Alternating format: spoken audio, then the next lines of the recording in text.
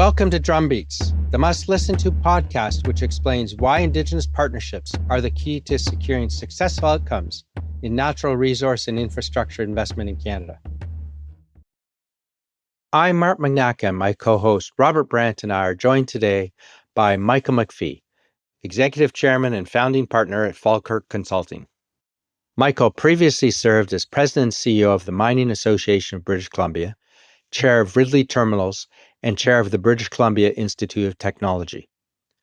Michael's insights are also captured in Weaving Two Worlds, a book he co-authored with Christy Smith of the Comox First Nation.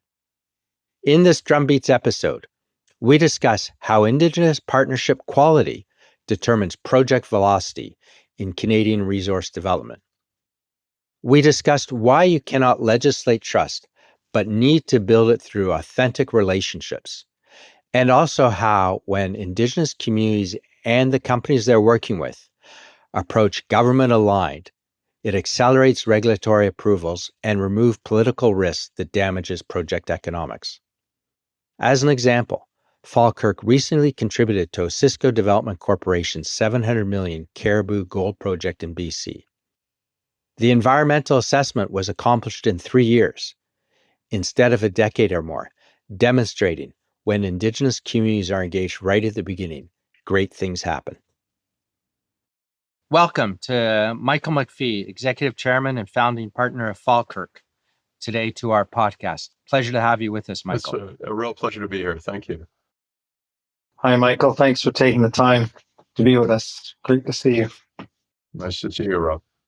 So, Michael, for our listeners over here in the UK and on the continent, why don't you tell us a little bit about yourself and about Falkirk Environmental Consultants? Sure. Well, thanks, Mark. And I've had this great privilege to work in the resource space throughout Canada and internationally. I started out looking for diamonds in the high Arctic of Canada back in the day when that was just an idea, and I was mapping glaciers and looking for where the diamonds might be under the snow. And it was really there that I got introduced to this relationship between Indigenous communities, the fragility of the environment, and the economic opportunity that comes with resource development. And that was really early in my career, but it had a very significant imprint on me in terms of my thinking going forward. So as a young guy, and I then progressed through the industry. I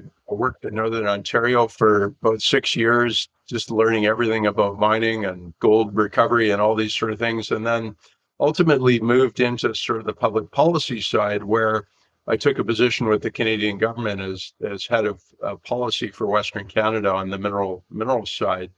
Again, where I began to really understand the interrelationship between Indigenous communities, the landscape in which we're working in, and how public policy starts to influence all these things. So I had a really strong grounding in that. And then I took a period of time where I actually went into the private sort of public company side, and I served as CEO of 3 different companies. I've been part of building and having companies taken over 4 times and created a lot of value for shareholders through that. But again, through that whole time of my career, it's always been grounded in this idea of partnerships and sustainability and economic development. So when in late 2019, a company that I co-founded with a friend of mine was taken over. We did, in the mining and minerals business, a lot of the time, junior companies build projects, they discover them, they get them going, and then a bigger company comes in and takes you over. And that's what happened to us. And it was after that, we had a lot of success in that project, and we did partnerships with the Osisko Nation, who are just this wonderful community in northwestern British Columbia. And I think we really set the standard for positive development in that part of northwestern British Columbia.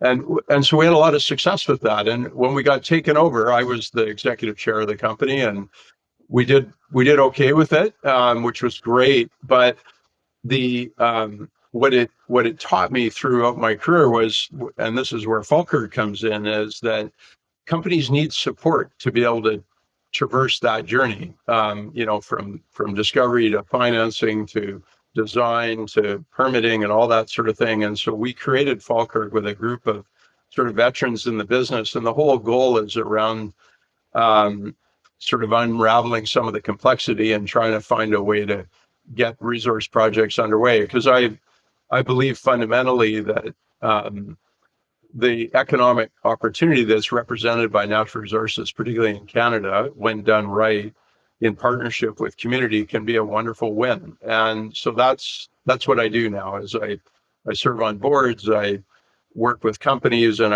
I try and support that sort of positive development if that's possible. And it really comes back to that grounding I had sort of walking across the northern tundra, looking for diamonds and understanding that if anybody's going to be digging a hole in the ground, they better be doing it with absolute alignment, support, and the consent of the indigenous communities. And that's kind of the space I find myself in. So I feel really, really lucky because I've seen so much of this country and seen some great examples, some not great examples as well, but it's all part of that life journey we're a part of. So hence the picture of the glacier behind you. That's right.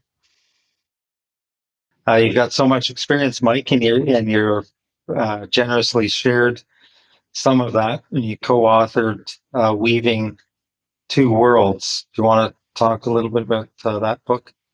Sure. So like a lot of us, we had a little bit of time during COVID, and so myself, I started writing this book as a bit of my own experience, but then I have this wonderful, just gift of a relationship with a woman by the name of Christy Smith, who's from the Comox First Nation, a real leader in her own right. She's been she's been awarded as a trailblazer in the Indigenous community in Canada.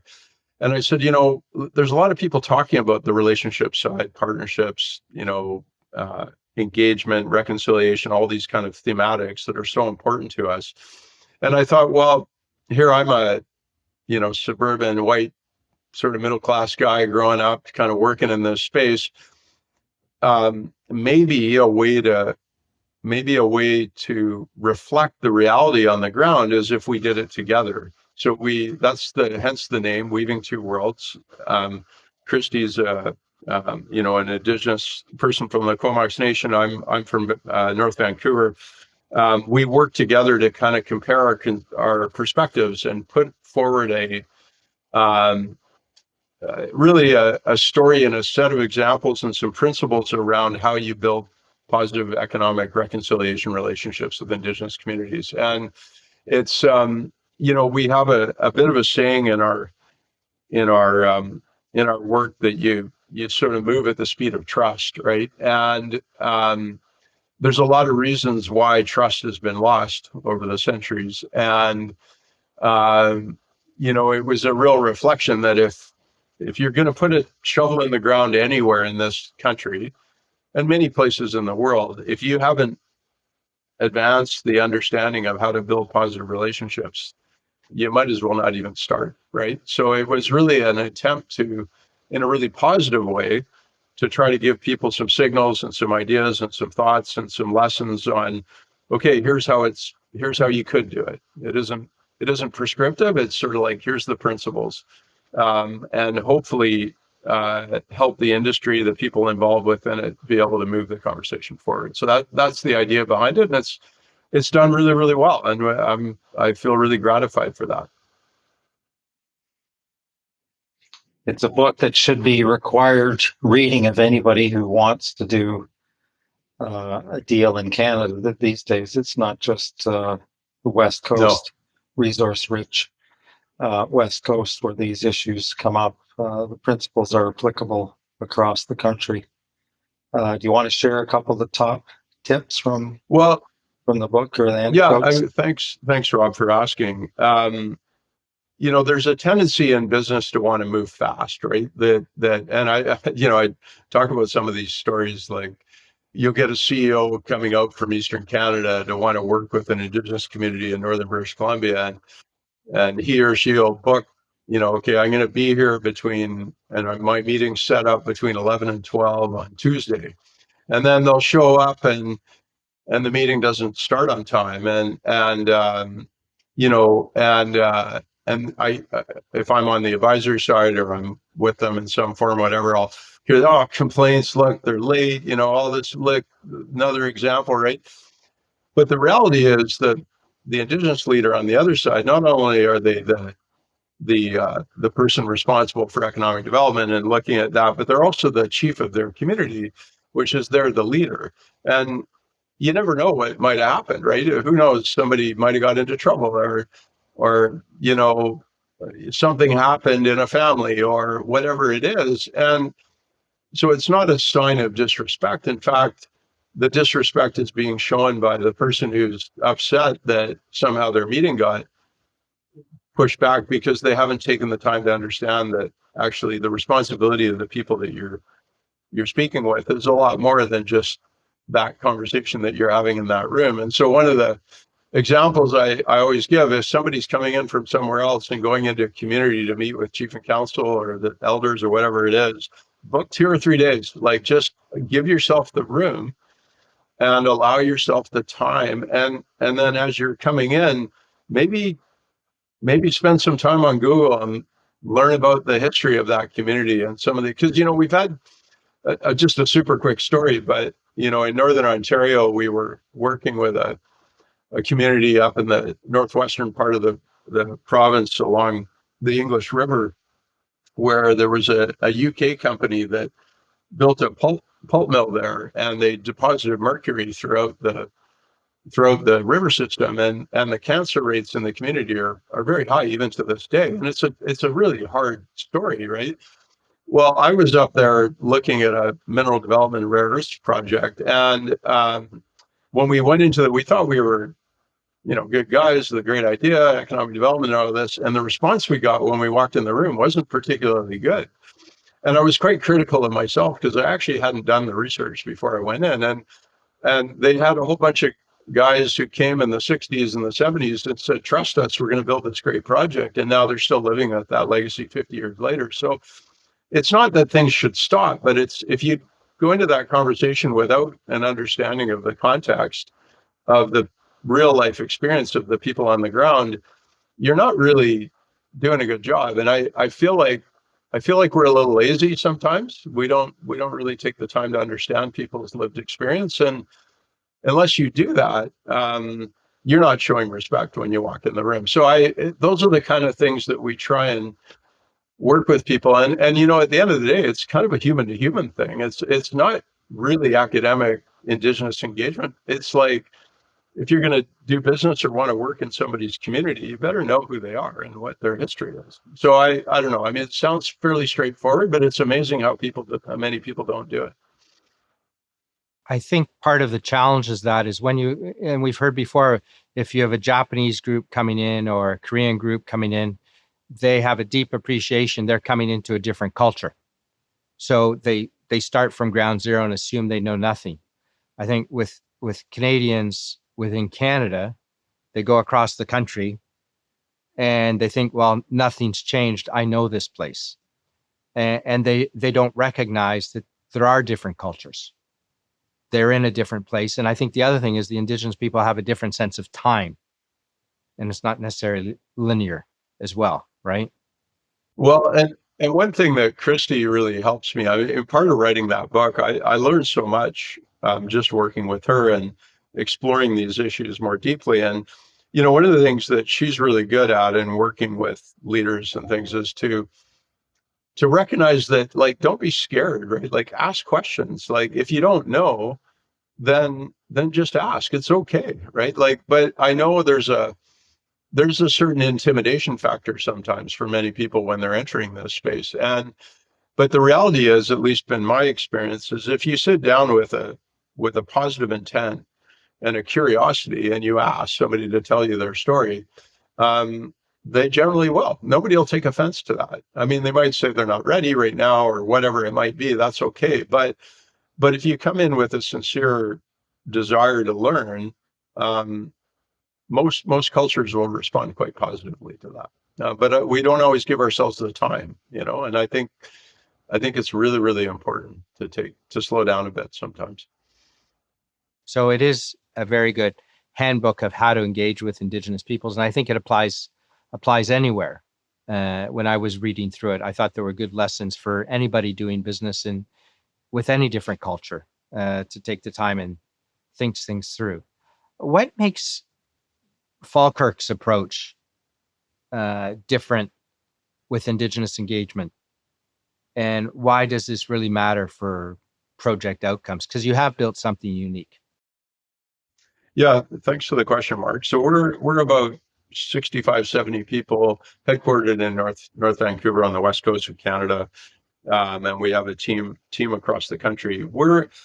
We have this kind of idea around project realization. We're really set up to help proponents be successful, and so we focus on a couple of key areas.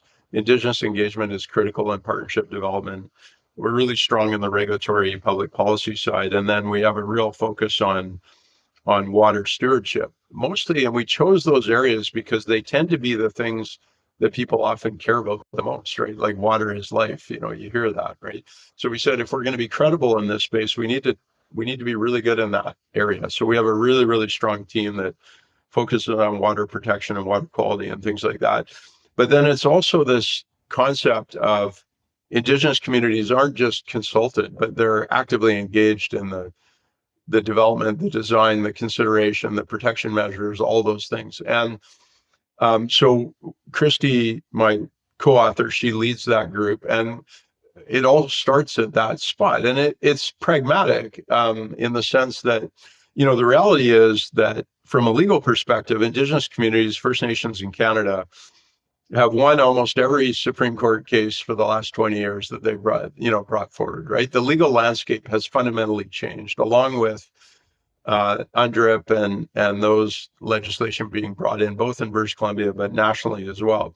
So your starting point is, if whether you're building an LNG project or a pipeline or a mining project or a renewable energy project, it all starts with, good science and, environmental protection and stewardship and all that kind of stuff. But that relationship development side has to be, it isn't an add-on, right? It's implicit as part of the DNA of how you do a project. And so that's what we really try and focus on and support. And we've had a lot of success with that. We've been able to move, there's often a conversation out there I see in the press all the time that it takes 15 years to get a project going. And I often counter with that. I'm like, not good projects that have actually done it well. That isn't true. And I don't know why the industry keeps saying that, because they're like, oh, it takes 15 to 20 years. And I'm like, actually, no, there's been a bunch of projects over the last 5 or 6 years, but look at the key ingredients that have worked. They have Indigenous partnerships. They design a good project in cooperation with people. One of the things the industry does a lot, I find anyway, is we'll go away and we'll design a project, and then we'll go out and try and convince everybody that it's the best project. You consult on the design that you've come up with. Well, you're kind of on a back foot right when you start, right? Because people are like, hold on. If they had been involved in the conversation, you might have ended up in the same place, or you might have ended up somewhere else. But so it's kind of like, I almost feel like we need to be a little more creative. I think we need to be a little smarter. And the industry players that have figured that out, we work with, have been really, really successful. And so it's kind of fun. It's quite gratifying if you can actually see a project move forward. Like that gives us a lot of professional satisfaction. So that's kind of what we focus on.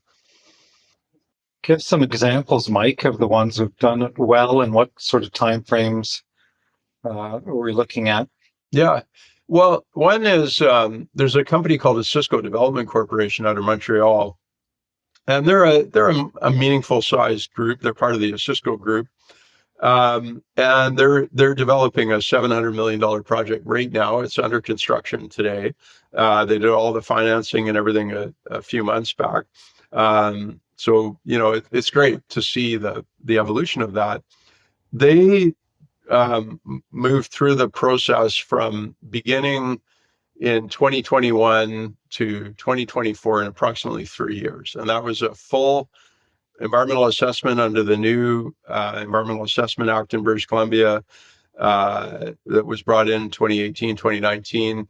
It involved consensus all the way through with Indigenous communities. One of the things that they've done on the regulatory side on the west coast of Canada is there's these points along the process where you have to be able to show that you have consensus. It isn't, in the old days, what they would do is there'd be a big report, it would go in for review, and then it would be either a yes or a no. They've now created a process where it's like there's these check-ins all the way along. And I think it's good because, you get a temperature along the way. It isn't like you're left at the end and you're just wondering, are they going to get the approval? By the time you get to the last chapter, you should know what the outcome is. There shouldn't be any surprises to anybody. And so it puts a lot of onus on the proponent to do a lot more engagement up front and make sure that you're aligned. And I think the policy objective that the province of BC had, I think it's working, actually. It's quite positive. So Osisko, we were the lead for all the permitting and EA on it. And they got all their final operating permits and construction permits a little earlier this year, and now they're in full construction. So basically in 5 years, they went from, early design through to shovels in the ground and actually building from beginning to end. So I think that's a pretty good win. And it's a partnership with the Latako Dene and the Williams Lake Indian band. And there's another nation called Hassel that's part of it as well. So and it hasn't been easy. I don't want to ever pretend that it was a straight line, and it wasn't, right? But it's the beginning to the end has gone really, really well. So that's just one example, and there's a bunch of other ones actually in the province as well, and elsewhere in Canada. Yeah. And did the Indigenous communities, First Nations, take equity in that project? Is that how that partnership is structured?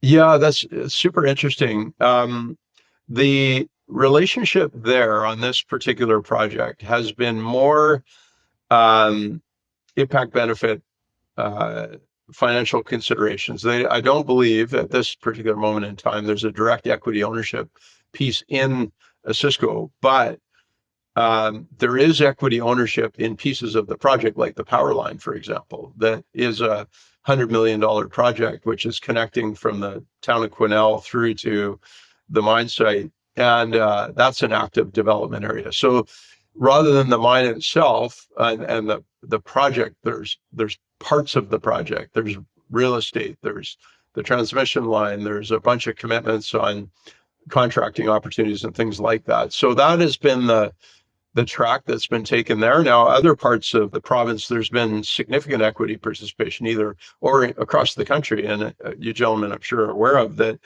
where equity participation is happening. And I think it's absolutely wonderful. Now, I do get a little nervous sometimes because mining stocks can go up and down and everything, but it's shared risk, shared reward. So I think it can be a really, really positive part of the package. I don't think it should be all the package. I think it's part of the package. You're now a part owner in the project. And so on Osisko, I may be wrong, but I don't believe there's equity, but there is equity in pieces of the project for sure, which are really meaningful. And the wonderful thing about like a power line or something is that will long outlive the mine itself, right? Because mines are finite, right? They're, usually 15 to 20 years, whatever they might be. A power line, a major piece of infrastructure connected, now runs right up through the center of the province and will support all others. And now you have this long-term recurring stable revenue source, relatively low risk, well, really almost zero risk because the power is bought by BC Hydro. And that to me, that's like the best outcome you could find, right? Because now you have this dependable multi-generational revenue source. And it's kind of a stimulus for a whole bunch of other stuff to potentially happen in the future, not just being tied to one project, because they come and go, right? And so that's the kind of thing they focused on. Who is driving that strategic focus you just talked about? Because that's building infrastructure. As you said, that lasts after the project.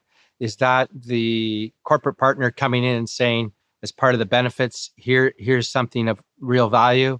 Or is that now the Indigenous leadership saying, yeah, we get the idea of having a share in the project, but all this other stuff we want to contribute and build and develop our own capability and capacity to contribute? I think it's actually consistent with the ethic that was kind of brought to the project in the first place. And part of it is what's doable. Like a community is not going to go from most communities, and I have to be careful. I don't want to have generalizations, but any of us, like if you were to, I don't know, to try to get into another aspect of the business, like mine contracting or something, like it's really competitive. It's not easy, right? Like, so in some respects, it's about picking the opportunities that have the most possibility of success with manageable risk, right? And credit to the province of British Columbia and to Canada and to BC Hydro, who have been really supportive of this. The nation decided that this was something that they wanted to be a part of, and the company, to their credit, is really open to it. And they see the implicit benefit on both sides. They need a power line. The community is looking for long-term positive economic development, and you've got a supportive set of partners around you. So, sometimes it's a bit of a Sudoku puzzle, right? You get all these things together and it makes it work. It doesn't always work, but in this case, that was a really great opportunity. So I think it was just seen by everybody involved as one of the examples of something that could be a long-term positive economic opportunity in their territories. So, And the Prime Minister of Canada is over in Asia at the moment and talking about Canada being an energy superpower. And of course, the subject also comes up of critical minerals. What are you seeing on critical minerals? Do the Indigenous peoples, they want to be part of the processing, they want to control that? Because this is a whole new ballgame, because Canada's back open for business. Yeah, Mark, it's a really good question. And it's interesting because we have to be a little careful about pan-Canadian generalizations, because different communities have different perspectives on these things. I think. Well, you're from Toronto, you're from Vancouver, so I'm not sure how much of a fan you are of the Toronto Maple Leafs. The Blue Jays are a Canadian team. I'm a Blue Jays fan now. So. But look, I think this is an extraordinary opportunity. I mean, I think part of it is the alignment of all the different interests that are aligned. So you have progressive companies and their practices, I think, are happening. And not every company has figured it out, right? And there are some actors out there that still kind of want to run roughshod over communities. And so we can't pretend everything's perfect yet, like by any stretch. And even the majors are still learning, right? And they make mistakes and everything.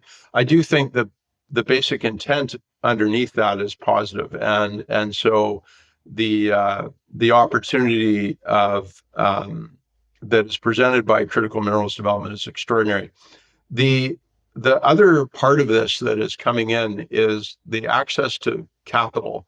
So whether it's loan guarantees, whether it's the Canada Infrastructure Bank, Canadian Growth Fund, whether it's the First Nations Bank of Canada, whether it's the various, there's a group Raven Capital Partners that do operate in this. Like, there's so much, which I think is critical, because in the past, I think there's been such a power differential between big corporations and Indigenous communities who want to participate but don't have access to capital to do so. And so you end up in this sort of almost a paternalistic relationship that is not, I don't think it's not set up for success necessarily, and it feeds into the old systems of colonialism and everything. And so now you're beginning to get a more leveling of the playing field. And I think we still got a lot of work to do. And I worry a little bit that we're, the old adage in Canada that we're out over our skis sometimes, because everybody's chasing the billions, but there's a lot of hard work to do. I mean, even in our own work I'll give you just a really quick example of like where things can break down sometimes, where you have an enlightened CEO, for example, and then you have a sustainability part and a department, Indigenous community, Indigenous advisors, and you have groups like Falkirk supporting and everything. And then you can go out and do all this great work and build the goodwill and everything. And then stuff flows into the finance department of the corporation, where you have a CFO or something that hasn't really bought into this whole thing. They're focusing on numbers, and they're like, oh, you guys are spending too much on those suppliers or whatever it is, and then things break down. And so that, because this cultural change, this awareness it has not, I mean, it's, for those of us who work in the space know that it's moving, but my only caution is that I think we need to, everybody's running right now, and we also have to do a bit of work to just make sure the foundational elements are completely there. And I think they are, because the companies that figure it out are having extraordinary success. They're creating so much value. And there's so many examples in the different spaces that we're in. And I really believe there's some templates for companies, if they're coming into Canada, to follow, that have been very, very successful. And in fact, I would argue, given global risk right now in different just political environments, whether it's South Central America or in other parts of the world, the ability to manage, if you do it right in Canada, I think in many respects far exceeds what we see in other parts of the world, where you don't necessarily have the rule of law and your tenure is under threat sometimes. And we've seen so many examples of that over the last little while. So I think there's some great opportunities in this space, Mark. Sounds like you're optimistic, Mike. There are some challenges, but we've come a long way. You've seen a lot of changes over your career, from the law and legislation and case law, and the approach from business too. Do you think they see the value now of the Indigenous partnerships, meaningful partnerships? I really do, Rob. And I mean, the reality is that the people in these First Nations and Indigenous communities are the ones who, they know the landscape, they know the area that you're working in. They have an intrinsic knowledge that is extraordinary. And I have had just absolutely wonderful experiences. And if you're willing to sort of take the time, like we talked about at the beginning, and learn somebody's story and build a partnership. Like, I'll give you an example, just super quick, like in terms of regulatory efficiency and permitting timelines and stuff, if you've got an Indigenous community as a partner with you, I will guarantee you everything will move quicker. And it removes so much of the political risk, because in many respects, governments are kind of following industry and First Nations. They're not leading. Like if the nation and the company design a project together and come to government, it's extraordinary how the waters part and you can move your project forward. And I think it isn't without commitment, it isn't without hard work, but the opportunity is definitely there. So I think we've had a great conversation. I think we could continue on and on. Just one thing, what would the young Michael McPhie say, who was sitting in that meeting with the CEO from Toronto, after just telling that community, oh, everything's great, we've got the top engineers? What would be the advice now? Right? I felt sorry for that young man. Yeah, that was a learning moment, I have to say. And I mean, we all have those, right? There's moments in time where you're faced with someone and you are you can look in their eyes and you can understand that the story that they're telling is very real. And I think honestly, Mark, I guess that, that old adage, slow down to speed up, like slow down and take the time to I mean, we're all guilty of that a bit in business. We're all moving so quick right now, right? And so many of our relationships are, they don't always get below the surface. They're kind of like, you're just moving on. And I think to be effective in this space of building partnerships is very much, it's like a relationship. And it's that whole, you can't legislate trust, right? Like, and there's been so much, we just have to understand that the trust deficit isn't your fault. It's not your fault. If you're sitting across from someone and they're talking about something that happened in the past, it's not your fault. So don't take that on. But But in order to move forward, you have to spend some time to at least acknowledge that and spend some time to understand somebody's story. And I think that's in all human relationships almost, because then once you do that, then you can move forward. And I think that's part of the issue is I don't think I think there's so much noise in the political space, and there's, you know, some outdated perspectives on who First Nations people are. I mean, one of the things we talk about is when you see an Indigenous person, do you see a future CEO or are you seeing something else? And why is that? What bias are you carrying around in your mind that's having you approach somebody with a certain perspective, right? And is it really based on that person or is it based on something else? And so I just feel like, for me as a young guy, you know, I wish, but you know, I'm a young guy, so I don't really know at that point in time. I think I know now, and I'm still learning every day. So I just think, yeah, take the time to learn other people's story, and I think that's and then approach that relationship with positive intent, and there's no shortage of things that you might be able to do. Well, thank you, Michael McPhie. I think Falkirk Consulting, that's a great way to wrap it up. We've had a wonderful conversation, and I think there are many Indigenous CEO leaders out there coming to fore and growing up in the organizations. That's what's changing everything now, as Rob Brant is a perfect example of that. Rob. Yeah, Mike, thanks for taking the time with us today. You're a great ally and a great advocate, and well, thank you for all the work you do in this space and for your generous way you share your insights. Thanks, Rob. It's Yeah, it's a pleasure and a privilege to be part of the conversation. So thank you. Thank you to Michael McPhie for sharing his insights with us, and thank you for viewing and listening. Mark your calendars for the upcoming 2026 Summit, taking place on the 8th of April. Be sure to share, subscribe, and leave a review on your favorite podcast channel. Thanks for listening to Drumbeats. Until next time.